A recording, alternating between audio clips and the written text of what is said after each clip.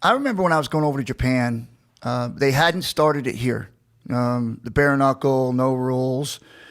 It hadn't started. So when I went over and actually saw this videotape of what these guys were doing, because one of my students had actually showed it to me and said, hey, look what these guys are doing over there. And I was looking at it, I was going, wow.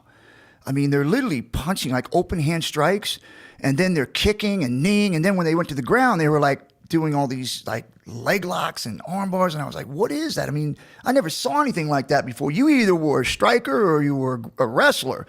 And at that time, I was more of a wrestler. And so I saw that. I said, man, I want to do that. And so I flew out there to do a tryout. And my tryout consisted of fighting 4 different guys in the gym. They weren't from Japan. They were American guys that were already going over there. I basically did dirty boxing and wrestled them to the ground and just beat the snot out of these guys who were supposedly these trained guys from Japan. I was like, I felt pretty good. Like, wow, okay.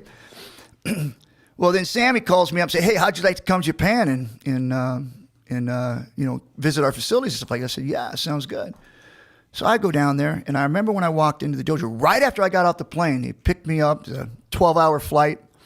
They picked me up. They drive me to the dojo, and they said, okay, gear up. And I was like, huh? I was like, oh, now? And he's like, yeah, gear up. So I said, all right. So I put my gear on, and I'm standing there warming up, and these 2 young boys come in.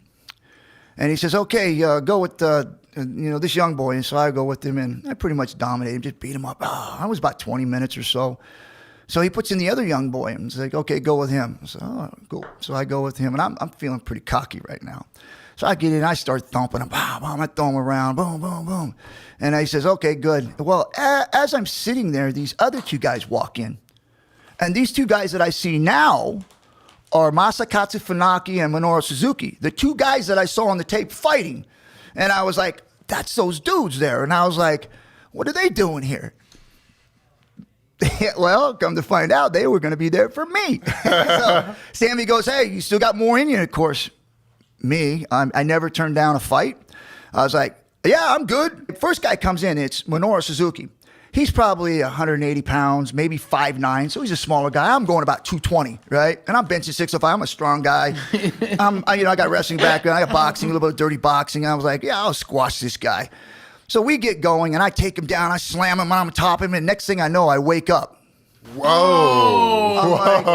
I'm like, did I win? It's like, he's standing above me going, hey, he's handing his hand out to me, and he's saying something in Japanese. I'm like, what happened? So he goes, Sammy goes, you want to go some more? And I was going, yeah, of course. I'm thinking, what just happened to me? So I get down and I start wrestling again. And next thing I know, he's got me in his leg lock, and it hurts. But yet I'm fighting like a dog, just trying to get out. And Sammy's going, tap. You know how to tap? And I'm looking at him, what are you saying? Like, remember, nobody knows what tapping is. Nobody understands what that is. No one said, hey, we're playing uncle. They said, fight. So I was like, I don't know what that is. I don't know what that means. And he says, man, if it hurts, especially in training, just tap the mat and he'll let go. So I tap.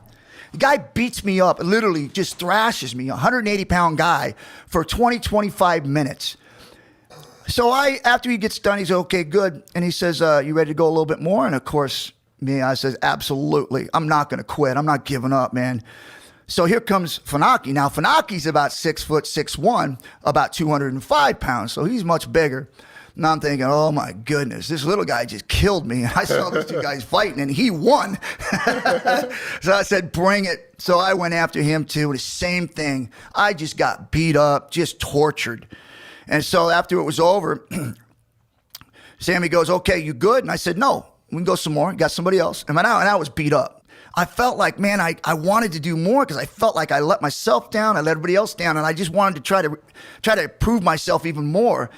But he said, no, it's good. And I said, are you sure, man? I could do more, because I thought like I blew it. And he said, no, it's good. Well, they send me home, and I get a call like a month later. And the whole time I'm thinking, I blew it. Man, these guys don't like me.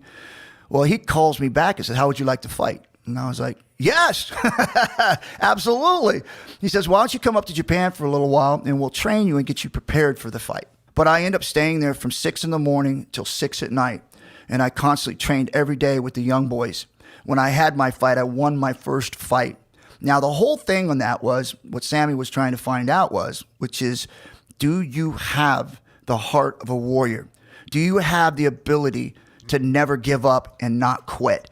That's what they were looking for.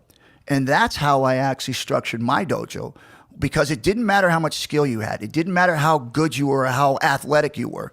What it mattered to them and to me was whether or not you had the mentality of never giving up and always fighting to be better. And that's literally where I got it from.